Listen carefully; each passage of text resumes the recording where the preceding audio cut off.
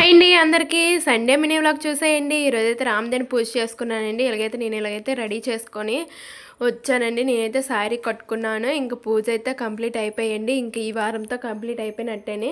ఇంక మా అత్తయ్య వాళ్ళని పిలిచి కథ చదువుకున్నామండి. కథ అయిపోయిన తర్వాత వెంటనే మా హిమ్ము నాన్న లేచాడండి. చూడండి, కథ అయిపోయిన తర్వాత లేచాడు. ఇంక అందుకే ఫాస్ట్గా చేసేసాము. ఇలాగ మా మరిదికి ఈరోజు గోధుప్రాయ అండి. రెండు ఒకే రోజు పడ్డాయి. గోధుప్రాయ అమ్మాయి వాళ్ళకి కూడా ఆ రోజు అదే టైం పడిందండి. 8:30కి, మాకు 8:30కేనండి. ఒక పసుపు దుంపండి, పసుపు కొట్టాలి. ఇంకైతే గణపతికి పూజ చేసుకోవాలి కదండి. వినాయకుడికి పసుపు ముద్దగా చేసి గణపతికి పూజ చేస్తున్నారండి. అందరూ వచ్చేసారు చూడండి, ఒకరి తర్వాత ఒకరు వస్తూ ఉంటారు. మేమైతే ఇలా పూజ చేసుకుని రెడీ చేసుకున్నామండి. మా అత్తయ్య వాళ్ళు ఫస్ట్ దండం పెట్టుకుంటున్నారండి. ఇంకా మా మరిదికి సెలవులు లేకపోవడం వల్ల ఇంకా రాలేకపోయారు. డ్యూటీ ఉండడం వల్ల ఇంకా పసుపు టైంకి పోటు వేయాలి కదండి. అందుకే అందరం కలిసి ఒకసారిగా ఐదుగురు పేరెంటాలు ఉన్నామండి. అందుకలిసి పోటు వేసేస్తున్నాం. ఇంకా తిరగల్లో కూడా పెసలు వేసుకొని ఇంకా తిరగలు తిప్పేశారండి. దానికి కూడా మోసం అయిపోయింది. ఒకసారి మోసం చేసేసాము. ఇంకా ఒకరి తర్వాత ఒకరు వస్తూ ఉంటారండి. ఇంక మేమైతే ఈలోగా అయిపోయాక ఒక ఫోటో తీసుకున్నామండి. ఇలా మా హిమ్ము నాన్న చూడండి, వాడు కూడా వేస్తాననేసి అల్లరి చేస్తున్నాడు. ఎంత వద్దన్నా వేస్తూనే ఉంటాడు. ఇంక వాడు కూడా వేసేసాడు. ఒకరి తర్వాత ఒకరు తిరగలు కూడా ఇచ్చేస్తారండి. మేమైతే అంతా ఇలా అయిపోయాక ఒక గ్రూప్ ఫోటో అయితే తీసుకున్నామండి. ఇలాగ ఎవరు రాలేదు కదా, అందుకనిసే.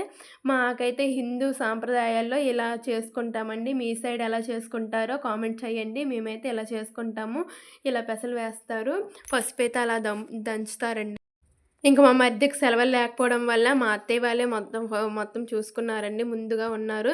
ఇంకా వాళ్ళే అందరు వచ్చిన వాళ్ళు అందరికి పలదానాలు ఇచ్చేసి వాళ్ళు కూడా వేరే వాళ్ళ చేత పలదానం తీసుకున్నారండి. ఇగండి ఒకరి తర్వాత ఒకరు పలదానాలు తీసుకుంటున్నారు. మేము కూడా తీసుకున్నానండి. నేను కూడా, మా ఆయన లేరండి, అందుకే నేను ఒక్కదాన్ని తీసుకున్నాను. ఇంకొకరి తర్వాత ఒకరు తీసుకుంటూ ఉంటారండి. మేమైతే ఇలా ఫోటో తీసుకున్నామండి ముగ్గురుమును.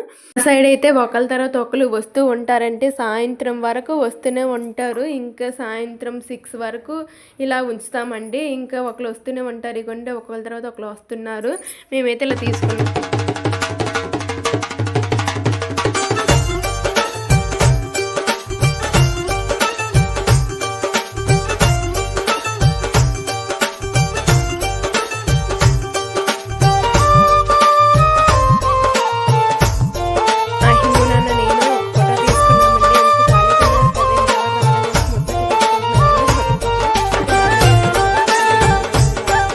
ఇంకా అమ్మాయి వాళ్ళ ఇంటి దగ్గర కూడా సేమ్ ఇలానే చేశారండి. 8:30కి తనకు కూడా అదే టైంకి ముహూర్తం పడింది.